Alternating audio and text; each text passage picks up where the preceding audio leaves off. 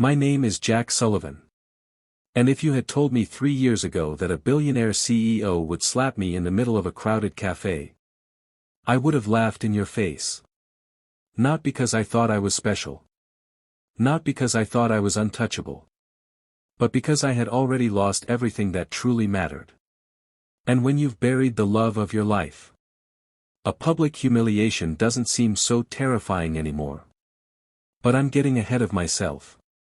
Because before I tell you about the slap, or the bodyguard who turned pale the moment he saw me, you need to understand who I really am. And more importantly, who my daughter Sophie is. Because without her, I probably wouldn't be here telling you this story. I was 41 years old. Divorced? No. Widowed. There's a difference. A huge difference. People hear single dad and assume messy breakups. Child support. Custody battles. Ex-wives. Not me. My wife Emily died 5 years earlier. Cancer. The ugliest word in the English language. 38 years old. Gone. Just like that. And believe me, watching the woman you love slowly disappear while pretending everything will be okay for the sake of your child changes a man. It changes the way you look at life. The way you look at people. And most of all, the way you look at yourself. Emily and I had one daughter. Sophie. The most incredible little girl God ever created. 8 years old. Big blue eyes. Brown hair. And a heart bigger than most adults. She was the reason I got out of bed every morning. The reason I kept moving. The reason I smiled even when I didn't feel like smiling. Because children don't care how broken you are. They just need you. And somehow, being needed saved me. Money had never been a problem. Not because I was rich. I wasn't. Not anymore. But I had enough. A small house outside Dallas, Texas. A reliable pickup truck. And a quiet life. Simple. Peaceful. Exactly the way I liked it. After Emily died, I stepped away from everything. I left behind the stress. The endless meetings. The pressure. And focused on what mattered. My daughter. Because no title. No promotion. No amount of money. Was worth missing the years I had left with her. And honestly, I never regretted that decision. Not once. Sophie and I had traditions. Friday pizza nights. Sunday baseball games. Movie marathons. Bedtime stories. Little things. Simple things. But those little things became our entire world. Every morning before school she'd hug me and say, "Love you, Daddy." And every evening she'd ask, "Did you miss me?" I always gave the same answer. Every second. Which was true. One Saturday morning, Sophie climbed onto my bed at 7 a.m. "Daddy." I opened one eye. "Princess, it's Saturday." "I know. So why are you awake?"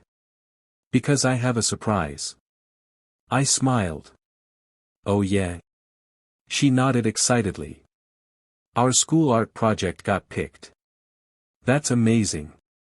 And next week they're displaying it downtown." I sat up. "Seriously?" She nodded proudly. "And my teacher said all the parents should come. Then we'll be there." She hugged me. "Told you it was a surprise." And honestly, nothing made me happier than seeing that smile. Because after losing her mother, I'd made myself a promise. No matter what happened, I would always show up. Always. A week later, after the art exhibit, Sophie looked at me with those puppy eyes every parent knows are dangerous. "Daddy?" "Oh." She giggled. Can we get hot chocolate? I laughed. That's serious, huh? Very serious. Well, we can't ignore a serious emergency. She grinned. And that's how we ended up at Harper's Café. Neither of us knew that our lives were about to change. Harper's Café was crowded. Weekend rush. Business people. Families. College students. Everyone packed together. We found a small table near the corner. Sophie sat across from me drawing in her notebook while waiting for her hot chocolate. God. She loved drawing. Everywhere we went, that little notebook came with us. And watching her quietly sketch while humming to herself. Those moments were heaven. Because happiness isn't always loud. Sometimes happiness is an 8-year-old girl drawing flowers while whipped cream melts on her hot chocolate. Then she asked something unexpected. Daddy? Yeah. Do you think Mommy can see us? My heart squeezed. 5 years later. And she still asked sometimes. I smiled. I think she can. You do. I do. Sophie's face brightened. Then Mommy knows I got an A in art. I laughed softly. I think Mommy's bragging to all the angels. She giggled. And at that exact moment, someone crashed into our table. Coffee spilled everywhere. Sophie's notebook hit the floor. And I immediately stood up. Oh my God. Standing in front of me was a woman. Tall. Elegant. Expensive suit. The entire cafe went silent. Not quiet. Silent. The kind of silence you hear after something happens that nobody can explain. Even Victoria Harrington froze. What? The bodyguard wasn't looking at her anymore. He was looking at me. And I recognized something in his eyes immediately. Shock. Not anger. Not confusion. Shock. As though he'd just seen a ghost. His voice cracked. Sir, is it really you? I stared back. And honestly, I had no idea who this giant man was. 6'4". Built like a tank. Buzz cut. Scar above his left eyebrow. Somewhere in his 40s. But nothing. I couldn't place him. Victoria looked annoyed. Marcus, what are you doing? He ignored her. Completely. And then, to everyone's amazement, the giant bodyguard removed his sunglasses. And suddenly, I saw his eyes. Dark brown eyes. Familiar eyes. Eyes I'd seen years ago. And then it hit me. Oh my God. He smiled. Despite the tears forming in his eyes. Yeah. I blinked. No way. He laughed softly. That's what I said. And suddenly, 20 years disappeared. Marcus Kane. He nodded. Good to see you again, sir. Victoria Harrington looked completely confused. Wait. She pointed between us. You know each other? Neither of us answered. Because honestly, neither of us could believe it. The last time I'd seen Marcus Kane, he was 23 years old. Scared. Broken. And standing on the edge of throwing his life away. And now he was standing in front of me wearing a custom-tailored suit and protecting one of the most powerful women in Texas. Life really is strange. Sophie tugged my hand. Daddy? I smiled. It's okay, sweetheart. Then I looked back at Marcus. Marcus Kane. He laughed. You remember? Of course I remember. His eyes filled with tears. You have no idea how long I've hoped I'd see you again. Victoria blinked. Marcus. Still nothing. Marcus. He finally turned. Ma'am. What the hell is going on? He looked uncomfortable. Very uncomfortable. Then he glanced at me. And something in his expression changed. Respect. Real respect. The kind that can't be faked. Ma'am. His voice became serious. You need to apologize. The entire cafe froze again. Victoria stared at him. What? You need to apologize. She looked offended. Excuse me. Marcus swallowed. Right now. Victoria Harrington wasn't used to being spoken to like that. Anyone could see it. This was a woman who commanded boardrooms. Television interviews. Entire corporations. People listened when she spoke. People obeyed. And apparently, nobody ever challenged her. Until now. Marcus. Her voice became cold. Have you lost your mind? No, ma'am. Then explain yourself. He glanced at me. Then at Sophie. And finally back at Victoria. I owe this man everything. Everything. Now I was confused. Victoria looked equally stunned. What are you talking about? And for the first time since I'd known him, I saw Marcus Kane become emotional. Actually emotional. Everything. 10 years earlier. Dallas. Veterans Recovery Center. I'd almost forgotten. Almost. Back then, after Emily's first cancer diagnosis, I spent weekends volunteering. Not because I was a saint. Not because I had spare time. Because helping others made me feel useful. And one Saturday afternoon, I met a 23-year-old ex-Marine named Marcus Kane. Angry. Drunk. Hopeless. He'd returned from Afghanistan broken. PTSD. Depression. Nightmares. No family.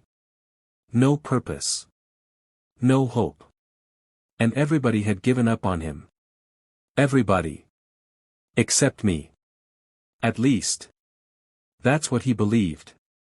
Victoria frowned. Wait. You know him from the military? No.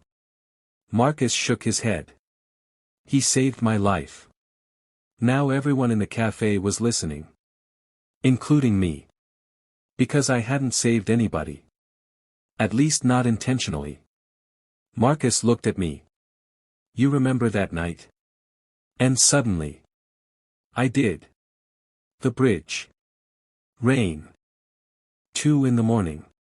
His phone call. His voice shaking. Mr. Sullivan. Marcus. I don't want to do this anymore. God. I remembered. I remembered racing out of the house. I remembered finding him standing on that bridge. And I remembered sitting beside him. Not talking. Just sitting. 4 hours. No speeches. No lectures. No heroic words. Just 2 men sitting in silence. Until sunrise. And eventually. Marcus stepped away from the edge. That's all. Or so I thought. But apparently. For Marcus Kane. That night meant everything. His voice broke. Sir. He looked directly at Victoria. This man stayed with me until sunrise. Tears appeared in his eyes. When everybody else left. People around us were silent. He gave me a job. He paid for therapy. He helped me get clean. He taught me how to believe in myself again. I blinked. Marcus. He shook his head. No. His voice cracked. No, sir. I was also the reason Victoria Harrington's billion-dollar company existed in the first place. Now before you think this is some story about hidden wealth or secret billions. It's not. Because life isn't that simple. And honestly, I hadn't thought about that chapter of my life in years. But apparently, life had other plans. Victoria stared at me. Marcus stared at me. And I just stood there wishing we could all go home. Because the truth, I hated attention.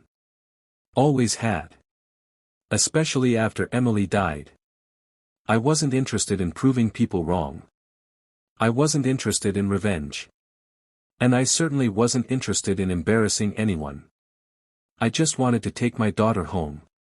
But fate wasn't done with us. Victoria finally spoke. I'm sorry. I looked up. Real tears were forming in her eyes. Not fake tears. Not CEO public relations tears. Human tears. I'm so sorry. The entire cafe watched. She looked ashamed. Completely ashamed. I had no right. No right at all. I smiled gently. Accidents happen. But she shook her head. No. No, Mr. Sullivan. This wasn't an accident. I judged you. I insulted you. And then I humiliated myself. The strange thing. I believed her. Because sometimes guilt doesn't need acting. And right now. Victoria Harrington looked devastated. Then her eyes drifted toward Sophie. And immediately softened. Oh sweetheart. Sophie hid behind me. Still nervous. Victoria looked heartbroken. I'm sorry about your drawings. Sophie remained silent. And honestly, I didn't blame her. Kids don't care how important you are. They only know how people make them feel. And 5 minutes earlier, Victoria Harrington had terrified her. Marcus stepped forward. Sir. Can I ask you something? Sure. Do you still have that picture? I blinked. What picture? He smiled. The napkin. And suddenly, I laughed. Actually laughed. Because I knew exactly what he meant. 10 years earlier. The night on the bridge. Marcus had wanted to give up. And before leaving, I'd written something on a coffee napkin and handed it to him. Nothing profound. Nothing genius. Just 5 words. Tomorrow needs you alive. Apparently. He'd kept it. All these years. Victoria looked confused. You kept a napkin? Marcus laughed. No. His eyes filled with tears. I framed it. And now the entire cafe was emotional. Including me. Because I hadn't known. Not until this moment. Then Victoria's phone started ringing. She ignored it. Again. And again. And again. Marcus looked uncomfortable. Ma'am. She held up her hand.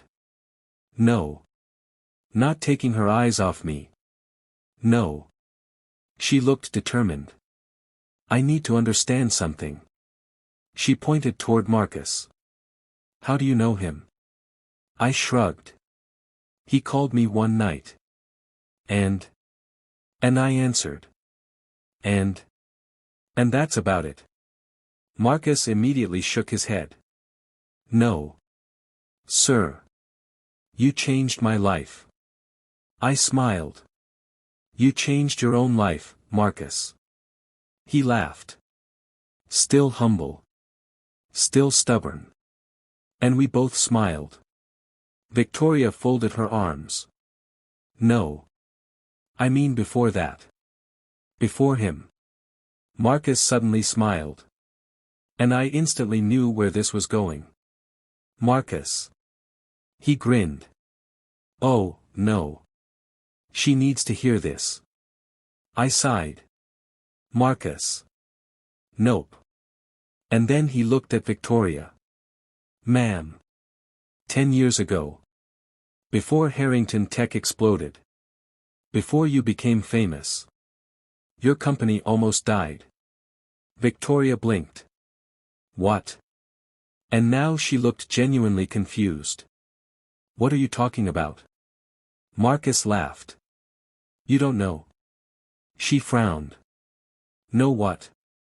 And suddenly, I wanted to disappear.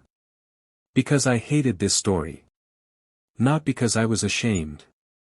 Because I never wanted recognition. 20 years earlier. Before Emily. Before Sophie. Before cancer. Before everything. I was different. Ambitious. Driven. Obsessed with business. And I happened to be one of the first people hired by a young entrepreneur named Richard Harrington. Victoria's father. Back then. Harrington Tech was nothing. 6 employees. A tiny office. And dreams bigger than our bank account. Richard and I became friends. Brothers, almost. Together we built that company from the ground up. 18-hour days. Sleepless nights. Endless failures. Until finally. Success came. Slowly. Then quickly. But 5 years into it. Richard became sick. Very sick. Cancer. Life really hates irony. And one night in the hospital. He looked at me. Jack. Yeah. If something happens to me. Nothing's happening. He smiled. You always were stubborn. Then he handed me a folder. Inside. Half the company. His shares. Everything. I nearly had a heart attack. No. No way. But Richard smiled. You earned it. No. You built this with me. No. You deserve it. No. And he laughed. Still stubborn. Richard Harrington died 3 months later. For 20 years. Victoria Harrington had searched for the mysterious man her father never stopped talking about. And 5 minutes earlier. She had slapped him. Right there in the middle of Harper's Café. And honestly. If someone had told me that morning this was how my Saturday would go. I would have called them crazy. Because life has a strange sense of humor. And apparently.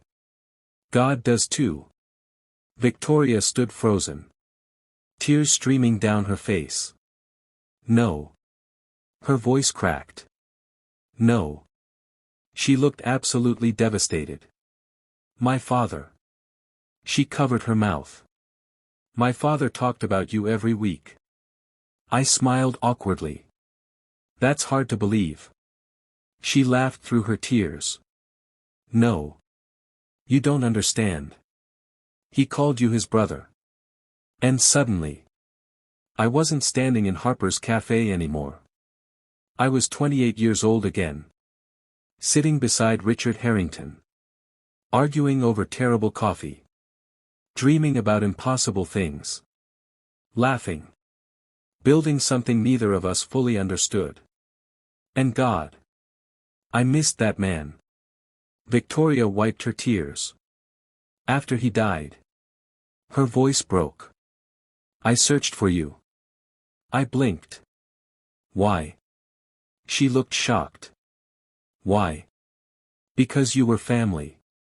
Family. That word hit me harder than the slap ever had. Because after Richard died. Life happened. Emily happened. Cancer happened. Sophie happened. And somewhere along the way. I simply disappeared. Not because I wanted to. I just moved on. Or at least I tried. Then Victoria said something that completely stunned me. My father made me promise. I frowned. Promise what? If I ever found Jack Sullivan. Her voice cracked again. I was supposed to tell him. She started crying. Thank you. And suddenly. I felt tears in my own eyes. Because Richard Harrington had been gone 20 years. 20 years. And somehow, his gratitude had survived all that time. Funny how love works. Even after death. Little Sophie tugged on my sleeve. Daddy? I smiled.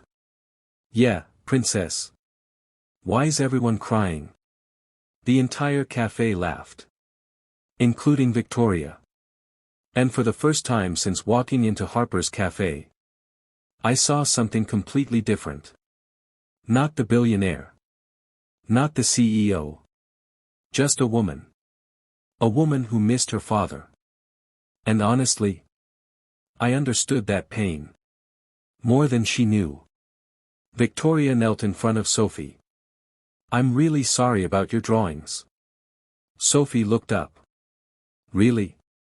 Really? And for scaring you? Sophie thought about it. The way only children do. Then she nodded. Okay. Victoria blinked. Okay. Sophie shrugged. Daddy says people make mistakes. God. Kids really are incredible. Because they forgive faster than adults. And suddenly, Victoria Harrington started crying all over again. Your daddy sounds very wise. Sophie smiled proudly. He is. Marcus laughed. She's right. Then something unexpected happened. Victoria looked at Sophie. Would it be okay if I bought you a new notebook? Sophie looked at me. Daddy? I smiled. What do you think? She smiled. As long as it's pink. Everyone laughed. And just like that, the tension disappeared. Over the next hour, the strangest thing happened. For complete strangers sat together. Talking. Laughing. Sharing stories. Marcus told Sophie embarrassing stories about me. Most of them exaggerated. Your dad once drove across Dallas at 2 in the morning because I wanted pancakes. Sophie gasped. Daddy. I laughed. He was having a rough day. Marcus smiled. He always showed up. And hearing those words, I realized something. Success isn't measured by money. Or titles. Or buildings with your name on them. It's measured by people. By showing up. By answering the phone at 2 in the morning. By staying until sunrise. And somehow, those little things become someone's entire world. As we stood to leave, Victoria stopped me. Jack. Yeah. I know I don't deserve this. I smiled. You don't owe me anything.